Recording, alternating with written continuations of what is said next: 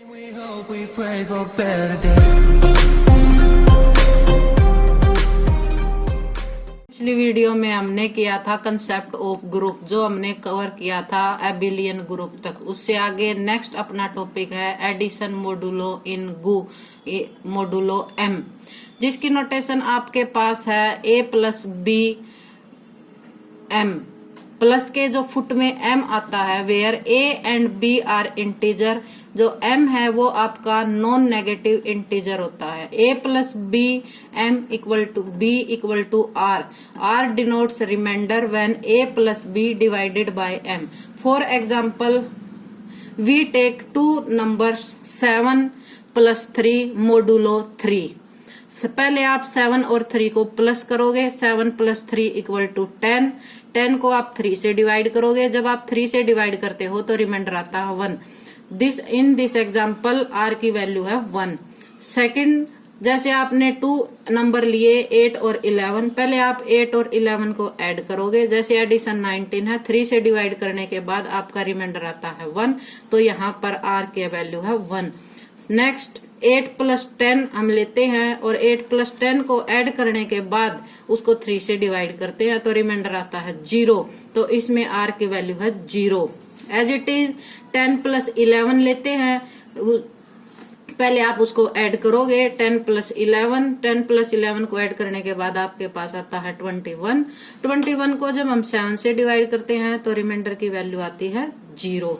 Next 10 plus 17 4, कोई भी आप ऐसा नंबर ले सकते हो दो जिनको आप ऐड करो, फिर m से डिवाइड करो और m से डिवाइड करने के बाद जो भी आपकी वैल्यू आती है वो आपको r के डिफाइन करती है। जरूरी नहीं कि ये ऑलवेज पॉजिटिव हो, आप नेगेटिव नंबर भी ले सकते हो। फॉर एग्जांपल जैसे हमने लिया -3 और 5, पहले हम एडिशन के अंडर -3 और 5 को प्लस करेंगे, उसके बाद उसको 5 से डिवाइड करो। जब हम 2/5 आता है तो 5 से डिवाइड करते हैं तो 5 से ये 2 डिवाइड नहीं हो रहा, कंप्लीट नंबर नहीं आएगा, इसलिए इसमें r की वैल्यू आती है 2। फॉर एग्जाम्पल हमने सेट लिया जैसे g को हमने डिफाइन किया 0 1 2 3 m-1।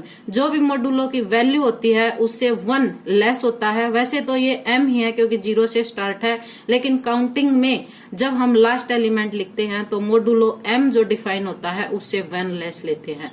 एडिशन मोडुलो m, जो भी ऑपरेशन आप डिफाइन करोगे वो ऑलवेज ग्रुप की प्रॉपर्टी को सेटिस्फाई करता है, यानी एडिशन मोडुलो m अपना जो सेट होता है वो ऑलवेज ग्रुप होता है और एबिलियन ग्रुप भी मैक्सिमम टाइम होता है। जैसे हमने सेट लिया g और g पे ऑपरेशन लगाया मोडुलो m एडिशन ऑपरेशन में।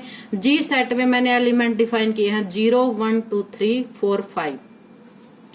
उसके बाद g पे एडिशन मोडुलो 5 तक एलिमेंट है, इसलिए m की वैल्यू यहाँ पर आएगी 6। ऊपर भी मैंने आप लोगों को बताया था कि जैसे मोडुलो m है तो लास्ट एलिमेंट m-1 है। यहाँ पर हमारी काउंटिंग जो सेट है वो 5 है, इसलिए m की वैल्यू 6 आएगी। g1 क्लोजर प्रॉपर्टी जैसे आप सेटिस्फाई करते हो, g में से कोई भी 2 एलिमेंट उठाओ। जैसे मैंने लिया 3 और 5, पहले मैं 3 और 5 को ऐड करूंगी, उसके बाद m से डिवाइड करूंगी, m की वैल्यू यहाँ पर है 6। जब 6 से डिवाइड करते हैं तो रिमाइंडर आता है 2। 2 हमारा जी सेट के अंदर बिलोंग करता है। सेकंड हम लेते हैं 4 और 5, पहले 4 और 5 को ऐड करो, ऐड करने के बाद 6 से डिवाइड करते हैं तो रिमाइंडर आएगा 3। r की वैल्यू यानी 3। 3 भी हमारा सेट जी में है। कोई भी आप 2 एलिमेंट लेके उसको m इक्वल टू 6 से डिवाइड करो, जो भी आपकी r की वैल्यू आएगी वो हमारे सेट में बिलोंग करेगी। सेकंड आपके पास प्रॉपर्टी होती है g2। g2 का मीनिंग है एसोसिएटिव प्रॉपर्टी। इसमें आपका क्या ऑपरेशन था, a plus b plus c और equal to a plus b और देन प्लस c। आप कोई भी 3 एलिमेंट लीजिए c में से। 3 एलिमेंट हमने जैसे डिफाइन किए 3 4 1। लेफ्ट साइड के अकॉर्डिंग पहले 3 और 4 को प्लस किया, 6 से डिवाइड किया। 6 से डिवाइड करने के बाद हमारा जैसे r की वैल्यू आती है 1 और 1 को फिर प्लस करेंगे और प्लस करने के बाद 6 से डिवाइड करेंगे। 6 से कंप्लीट डिवाइड नहीं हो रहा, इसलिए 1 + 1 2/6, तो हमारी r की वैल्यू आ गई 2। राइट साइड में पहले 4 और 1 को आपने प्लस किया, प्लस करने के बाद 6 से डिवाइड करेंगे, लेकिन 6 से डिवाइड नहीं हो रहा, तो इसलिए हमारे r की वैल्यू इसमें आई 5। फिर 3 और 5 को प्लस करेंगे, प्लस करने के बाद उसको m इक्वल टू 6 से डिवाइड कीजिए तो left side equal to right side. ये आपकी सेटिस्फाई कंप्लीट एक्जियम से एसोसिएटिव। थर्ड प्रॉपर्टी थी आपकी existence of identity. Existence of identity में क्या था, for any element a belongs to G में से आप कोई भी एक एलिमेंट लीजिए और G में से एलिमेंट लेने के बाद उसमें वापस आपका एलिमेंट सेम आना चाहिए। और हमें पता है कि एडिशन में जो आइडेंटिटी एलिमेंट होता है वो ऑलवेज 0 होता है। जो भी आप G सेट डिसाइड करते हो उसमें हमेशा 0 एलिमेंट कंपलसरी होता। और इसके लिए फिर आपका G3 यानी 5, रिमाइंडर की वैल्यू आएगी 5। G for existence of inverse. Inverse में आपका आइडेंटिटी एलिमेंट आना चाहिए, एडिशन में आइडेंटिटी एलिमेंट 0 होता है। इसलिए 2 एलिमेंट हम लेते हैं, उनको पहले हम प्लस करेंगे, प्लस करने के बाद हम से डिवाइड करेंगे, क्योंकि एडिशन मोडुलो ऑलवेज डिफाइन एक ग्रुप। 6 से डिवाइड करने के बाद हमारा रिमाइंडर हमेशा आइडेंटिटी एलिमेंट आना चाहिए। एडिशन में आइडेंटिटी एलिमेंट होता है 0। जैसे हमने एग्जांपल लिया 4 के लिए अब मेरे को डिसाइड करना है कि मैं यहाँ पर क्या एलिमेंट लूं कि मेरा रिमाइंडर 2 आए। तो हमें पता है कि जैसे 4 में अगर 2 को प्लस करते हैं और 6 से डिवाइड करते हैं तो कंप्लीट डिवाइड होता है, रिमाइंडर आता है 2। अब हम कैसे डिसाइड करेंगे, जैसे हमने 4 लिया तो 4 को हम कैसे डिसाइड करते हैं, जो भी हमारी m की वैल्यू होती है और जो सेकंड एलिमेंट होता है उन दोनों को सब्ट्रैक्ट करके आप लोग लिख सकते हो और उससे हमें आसानी से ये पता चल जाएगा कि अगर एलिमेंट है तो उसका इनवर्स कौन सा एलिमेंट आएगा।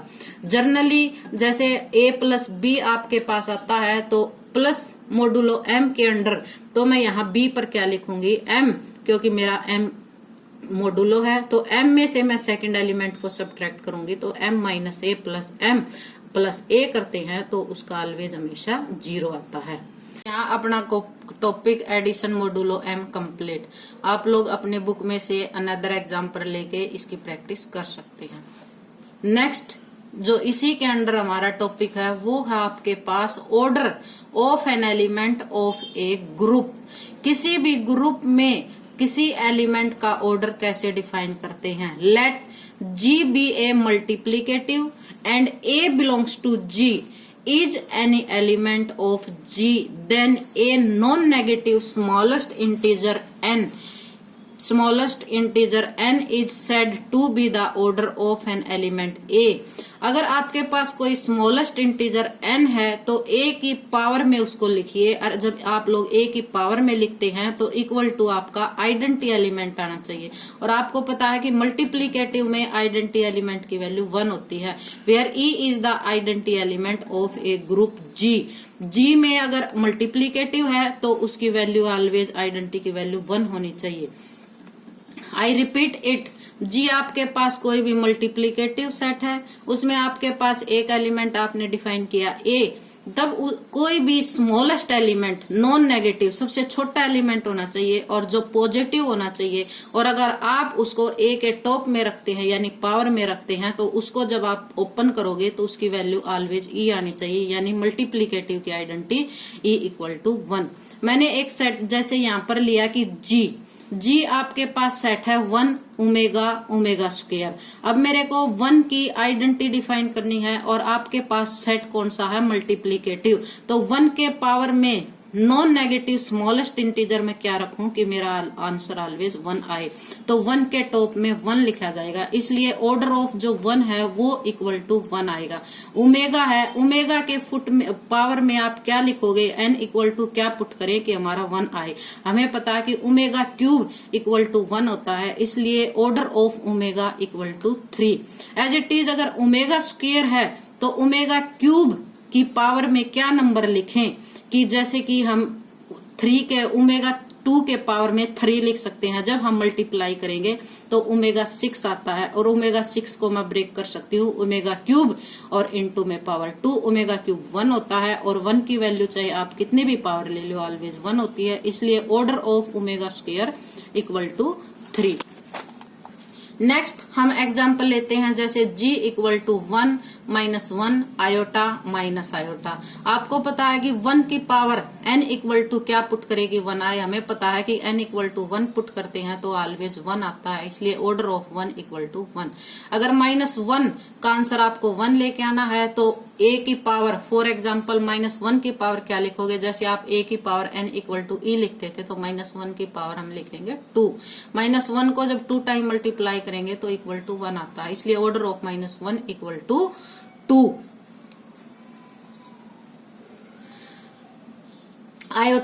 आयोटा की वैल्यू क्या रखें कि हमारे पास जो रिमाइंडर आए, वैल्यू आए, वो 1 आनी चाहिए। तो n इक्वल टू हम 4 पुट करते हैं, हमें पता है कि आयोटा 4 इक्वल टू 1 है, इसलिए order of iota equal to 4। Minus iota को 4 टाइम मल्टीप्लाई करेंगे तो ऑलवेज पॉजिटिव आएगा और इक्वल टू 1।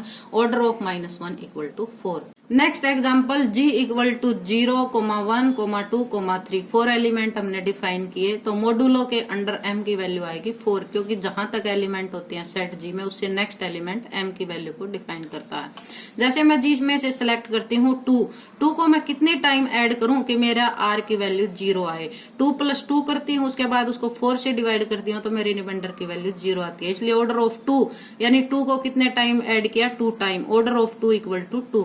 नेक्स्ट एलिमेंट हम लेते हैं 3 को कितने टाइम ऐड करें, 3 + 3 करते हैं रिमाइंडर 0 नहीं आएगा। उसके बाद 1 टाइम और 3 करते हैं तब भी रिमाइंडर 0 नहीं आएगा। उसके बाद 1 टाइम और 3 ऐड करते हैं, यानी 4 बार जब हम 3 को ऐड करते हैं और उसका आंसर 12 आता है, 12 को 4 से डिवाइड करते हैं तो रिमाइंडर 0 आएगा, इसलिए ऑर्डर ऑफ 3 इक्वल टू 4।